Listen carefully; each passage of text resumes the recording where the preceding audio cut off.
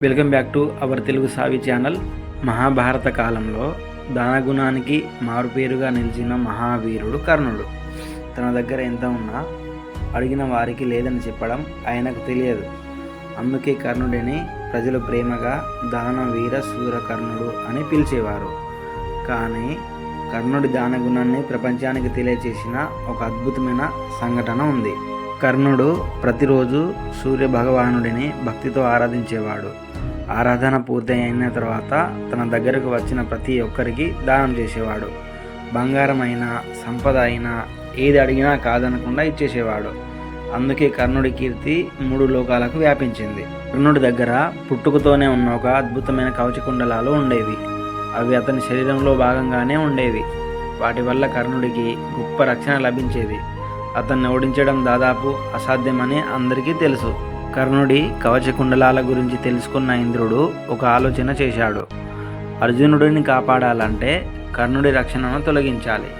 అందుకే ఇంద్రుడు ఒక బ్రహ్మనుడి రూపంలో కర్ణుడి దగ్గరకు వచ్చాడు. కానీ కర్ణుడు వచ్చినది ఎవరో తెలుసుకోలేకపోయినా అతిథిగా గౌరవించాడు. బ్రహ్మనుడి రూపంలో వచ్చిన ఇంద్రుడు కర్ణుడిని ఒక విచిత్రమైన వరం అడిగాడు.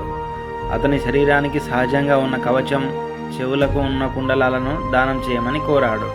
అది తన ప్రాణాలకు రక్షణ అని తెలిసిన కర్ణుడు ఒక్క క్షణం కూడా వెనకాడలేదు. కర్ణుడు తన కవచ కుండలాలను తీసి ఆ బ్రహ్మణుడికి దానం చేశాడు. వాటిని శరీరం నుంచి విడదీసేటప్పుడు ఎంత బాధ కలిగినా తన మాటను మాత్రం వెనక్కి తీసుకోలేదు. ఎందుకంటే కర్ణుడికి దానం అంటే కేవలం సంపద ఇవ్వడం కాదు, తన ప్రాణాలను సైతం లెక్క చేయకుండా ఇచ్చే మహోన్నత గుణం. కర్ణుడి దానగుణానికి ఇంద్రుడు ఆశ్చర్యపోయాడు. తాను అడిగింది సాధారణమైన దానం కాదని కర్ణుడికి తెలుసని గ్రహించాడు. అయినా కర్ణుడు తన ధర్మాన్ని విడిచిపెట్టలేదు.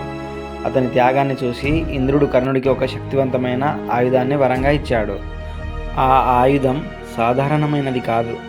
ఎంతటి శక్తివంతమైన శత్రువునైనా ఒక్కసారి ప్రయోగిస్తే సంహరించగల దివ్యాస్త్రం. అయితే దాన్ని ఒక్కసారి మాత్రమే ఉపయోగించగలడు కర్ణుడు. తన కవచ కుండలాలను కోల్పోయిన కర్ణుడు ఒక గొప్ప ఆయుధాన్ని పొందాడు. కర్ణుడి దానం చూసి దేవతలు సైతం ఆశ్చర్యపోయారు. తనకు ప్రాణరక్షణగా ఉన్న కవచ కుండలాలను కూడా దానం చేసిన కర్ణుడి పేరు చరిత్రలో స్థిరస్థాయిగా నిలిచిపోయింది. అందుకే కర్ణుడి కథ మనకు ఒక గొప్ప సందేశాన్ని ఇస్తుంది. నిజమైన దానం అంటే మనకు విలువైన దాన్ని కూడా నిస్వార్థంగా ఇవ్వడం. కర్ణుడు మహాభారతంలో ఎన్నో కష్టాలను ఎదుర్కొన్నాడు. అతని జీవితంలో విజయాల కంటే త్యాగాలే ఎక్కువ. అయినా తన దానగుణాన్ని మాత్రం ఎప్పుడూ వదులుకోలేదు. అందుకే 1000 సంవత్సరాలు గడిచినా కర్ణుడి పేరు వినగానే దాన వీర శూర కర్ణుడు అనే మాట గుర్తుకొస్తుంది. కర్ణుడి జీవితం మనకు చెప్పేది ఒక్కటే: మన దగ్గర ఉన్నదాన్ని పంచినప్పుడే మన జీవితం నిజమైన అర్థాన్ని పొందుతుంది. లైక్, షేర్ అండ్ సబ్స్క్రైబ్ చేయండి.